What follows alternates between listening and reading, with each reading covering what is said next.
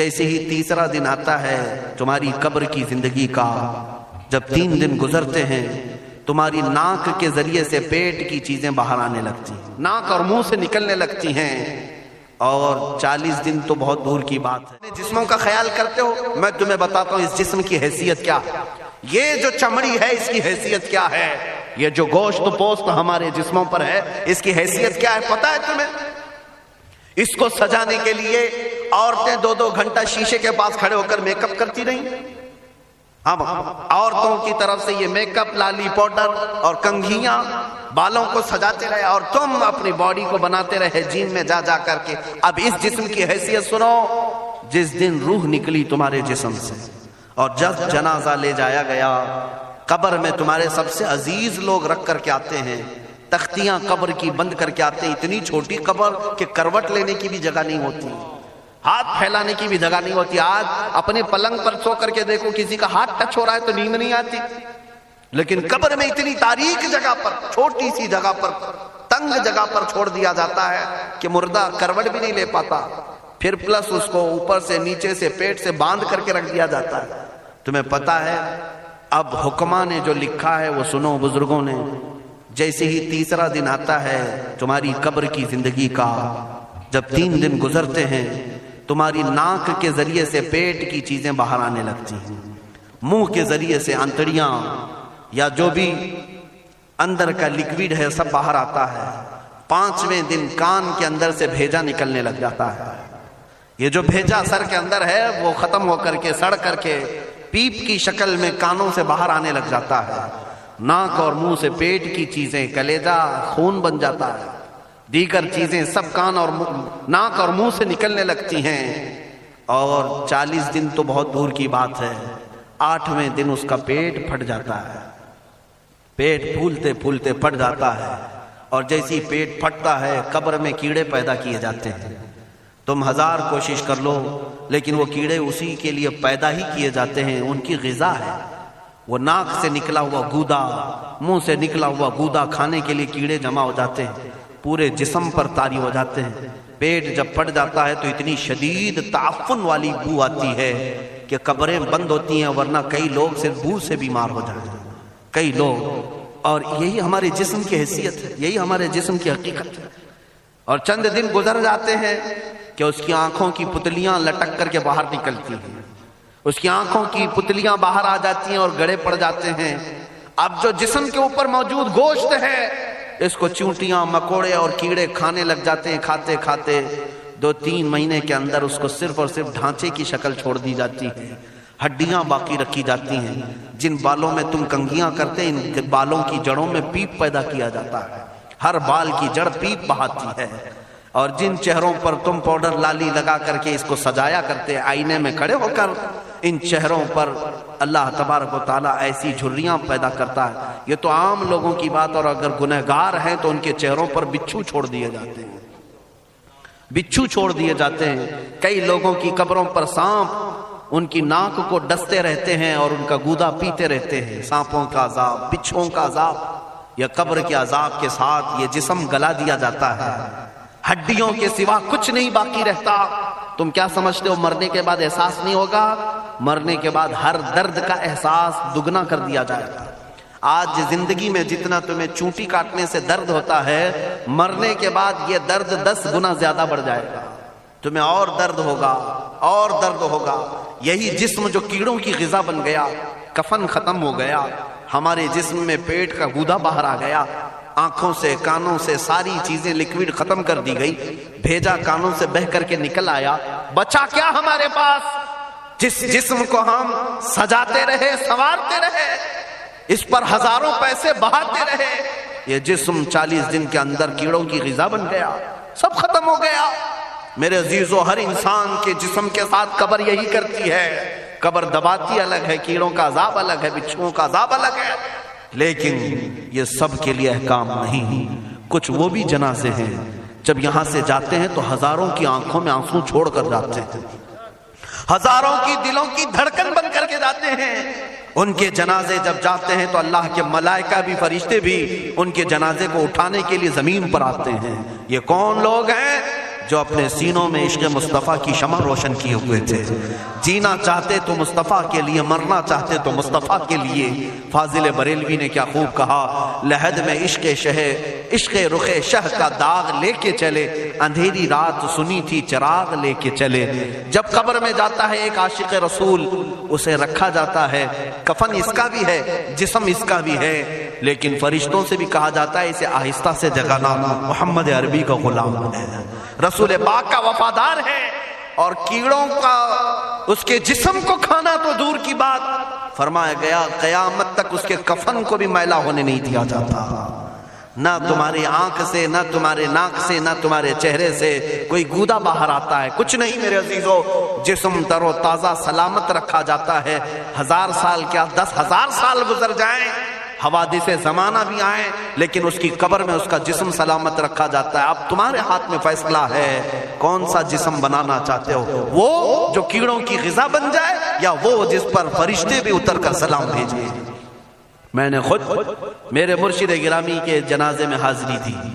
حضور تاج الشریعہ بدر الطریقہ رحمت اللہ تعالی علیہ، جس مرد قلندر نے اپنی پوری زندگی عشق مصطفیٰ میں گزاری ہے. آج تم نعرے لگاتے ہو تاج الشریعہ تاج الشریعہ، ان کے شب و روز دیکھے تھے کبھی؟ ان کی صبح اور شامیں دیکھی تھی کبھی؟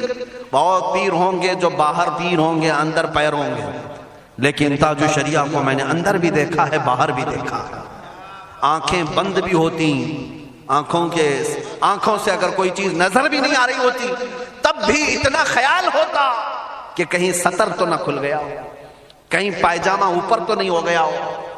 سونے کے حالت کی بات کر رہا ہوں، کوئی نہ ہو تب بھی یہ خیال باقی رہتا. کون سا ایسا دن گزرتا جب وہ دلائل الخیرات نہیں پڑھ رہے ہوتے، قصیدہ بردہ شریف نہ پڑھ رہے ہوتے. ہزاروں سفر کی مصروفیات کے باوجود حضور پاک کی محبت کے نغمات میں کوئی کمی نہیں آئی.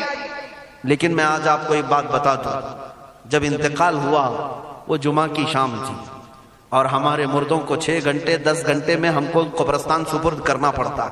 12 گھنٹے رکھ دیں تب بھی فریج منگوانا پڑ جاتا ہے، اس کے بعد قبرستان کے حوالے کر دیں.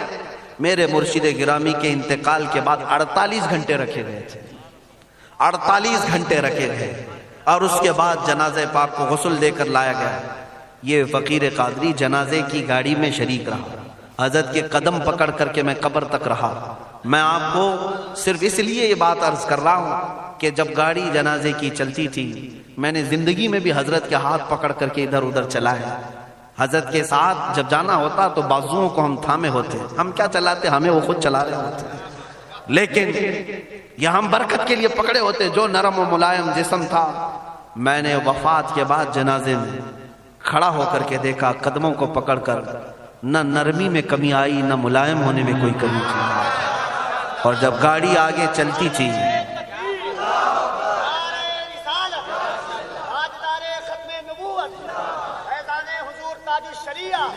جب آپ گاڑی جنازہ جس پر رکھا ہوا تھا چلتی تھی، تو میرے عزیزوں زندگی میں جس طرح جسم نرم ملائم تھا، میں نے دیکھا کہ گاڑی جب اس کے دھڑکے ہوتے تھے ادھر ادھر، تو پیٹ مبارک اور سینے مبارک ویسے ہی ہلتا تھا جیسے کسی زندے کا ہلتا. ہاتھ پر انگلی رکھے تو خون سرک جائے اور پھر اپنی جگہ پر آ جائے. یہ کوئی مبالغے کی بات نہیں کر رہا ہوں، یہ آنکھوں سے دیکھی ہوئی چیز ہے. اور قبر انور میں رکھنے کے بعد جب ان کے صاحبزادے اور داماد نکل کر کے آئے، تو تھوڑی دیر کے بعد ہم نے دیکھا کہ چہرہ خود بخود قبلے کی طرف تھا. ہم اپنے مردوں کو رکھواتے ہیں، لیکن اس عاشق رسول نے اپنا چہرہ پہلے سے قبلے کی طرف کر لیا. یہ کرامات کہیں یا زندگی کی حقیقت کہیں، حقیقی بات تو یہ ہے جو مصطفیٰ کی یاد میں جاتا ہے. اس نے کیا ہی خوب کہا شاعر کہ میرے جنازے پہ رونے والوں فریب میں ہو بغور دیکھو، میرے جنازے پہ رونے والوں فریب میں ہو بغور دیکھو، مرا نہیں ہو غم نبی میں لباس ہستی بدل گیا. ہاں، مرا نہیں ہوں غم نبی میں لباس ہستی بدل گیا ہوں. ان عاشقوں کا حال یہی ہوتا ہے کہ یہ مر بھی جاتے ہیں، انتقال کر بھی جاتے ہیں، تو بس لباس بدلتا ہے، لیکن زندگی پہلے سے اور بلند ہوتی ہے. عزیزان گرامی تمہیں اسی بات پر میں لانا چاہتا ہوں، کون سی زندگی گزارنا چاہو گے؟ کون سی زندگی؟ یا عیاشوں کی، یا نچنیوں کی، یا مجرا کرنے والوں کی، ان ظالموں کی جو جہنم کی طرف تمہیں لے جانے کے لیے تیار بیٹھے ہیں؟ چند دنوں کی عیاشی ہے، تم گانے گا کر اچھل کود کر کے اپنے نفس کو تو راضی کر سکتے ہو، لیکن رب ذوالجلال کی رضا کبھی نہیں لے سکتے۔ آج تم دنیا میں فلموں کی زندگی جی کر کے تھوڑی دیر کی خوشی تو حاصل کر سکتے ہو، لیکن قبر کی راحت کبھی نہیں لا سکتے، قبر کا سکون کبھی نہیں لا سکتے۔ قبر میں اگر سکون چاہیے تو صرف ہمارے سینوں کو ادھر حوالے کرنا ہوگا، مصطفیٰ کریم کے حوالے کرو۔ اب اپنی زندگی کو بدلنے کا وقت آ گیا۔ اے میرے عزیزو، ناموس رسالت کی حفاظت یہی ہے کہ حضور کے اخلاق کی پہلے حفاظت کی جائے، حضور کی سنتوں کی حفاظت کی جائے، حضور پاک کے نام پاک کی حفاظت کی جائے، ان کی تعلیمات، ان کے احادیث کی حفاظت کی جائے۔ جس طرح صحابہ اکرام نے اپنی جانیں قربان کر کے حضور کی عزت کی حفاظت کی ہے، آج وقت آیا ہے ان ظالموں کی طرف نہ دیکھنا۔ یہ بھونک بھونک کر کے تمہیں جگا رہے ہیں، بیدار کر رہے ہیں۔ میں جواب دیتا رہوں گا انشاءاللہ، لیکن ساتھ میں ان حادثات کو اپنے لیے ایک الگ انداز سے دیکھتا ہوں۔ اگر کوئی کتا کوفے میں بیٹھ کر بھونکتا ہے اور میرے نبی پاک کی عظمت پر حملے کرتا ہے تو درد تو ہوتا ہے، لیکن ساتھ میں عقیدہ بھی تو ہمارا یہ ہے، رہے گا یوں ہی ان کا چرچا رہے گا، رہے گا یوں ہی ان کا چرچا رہے گا، پڑے خاک ہو جائیں جل جانے والے۔ یا رسول اللہ، تو گھٹائے سے کسی کے نہ گھٹا ہے نہ گھٹے گا، جب بڑھائے تجھے اللہ تعالیٰ تیرا، مٹ گئے مٹتے ہیں مٹ جائیں گے آدھا تیرے، نہ مٹا ہے نہ مٹے گا کبھی چرچا تیرا۔ یہ کتے کتاب لکھ کر کے کہتے ہیں محمد عربی کا چرتر، ان کے اخلاق، ان کے کردار برے تھے، اور ایسی کوئی چیز نہیں ہے اسلام میں جس سے امپریس ہو کر اسلام قبول کیا جانا چاہیے۔ محمد صلی اللہ علیہ وسلم کے نام کو اسلام سے ہٹا دینا چاہیے۔ ان ظالموں کو میں جواب دینا چاہتا ہوں، اے مسلمانوں، یہ تمہیں جگانے کے لیے آ رہے ہیں، یہ تمہیں بیدار کرنا چاہ رہے ہیں۔ اب اٹھو اور یہ بتاؤ تم کہاں کہاں سے میرے نبی کو مٹاؤ گے، کہاں کہاں سے؟ ارے ہمارے گھروں میں بچوں کی ولادت بھی ہوتی ہے، کان میں اگر ہم اللہ کا نام لیتے ہیں تو ساتھ میں محمد کا بھی نام ہے۔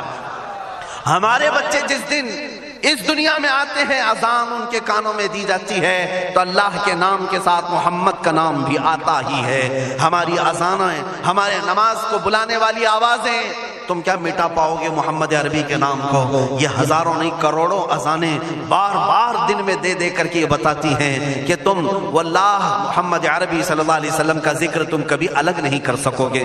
ذکر خدا جو ان سے جدا چاہو نجدی ہو، واللہ ذکر حق نہیں گنجی سقر کی ہے۔ حضور پاک کا نام کہاں سے ہٹاؤ گے؟ اذانوں سے ہٹاؤ گے، اقامت سے ہٹاؤ گے، نمازوں سے ہٹاؤ گے؟ بلکہ اقبال نے کیا ہی خوب کہا تھا، دشت میں دامن کوہسار میں میدان میں ہے۔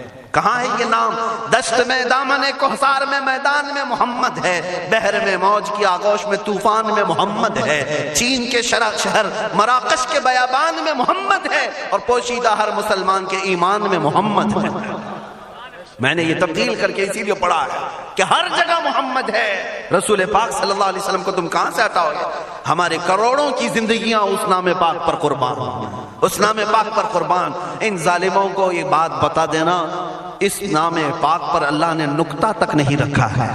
محمد عربی صلی اللہ علیہ وسلم کے نام پاک پر نقطہ تک نہیں، عیب تو بہت دور کی بات ہے۔ اور مٹانے کی بات کرتے ہو، مٹانے کے لیے تم اس کا ایک لفظ تک نہیں مٹا پاؤ گے۔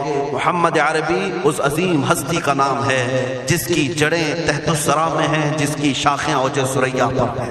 حضور پاک صلی اللہ علیہ وسلم کو اللہ نے رفعنا لک ذکرک کہہ کر کے بلند فرما دیا ہے۔ کسی کے گھٹانے سے حضور کا نام کبھی نہیں گھٹے گا۔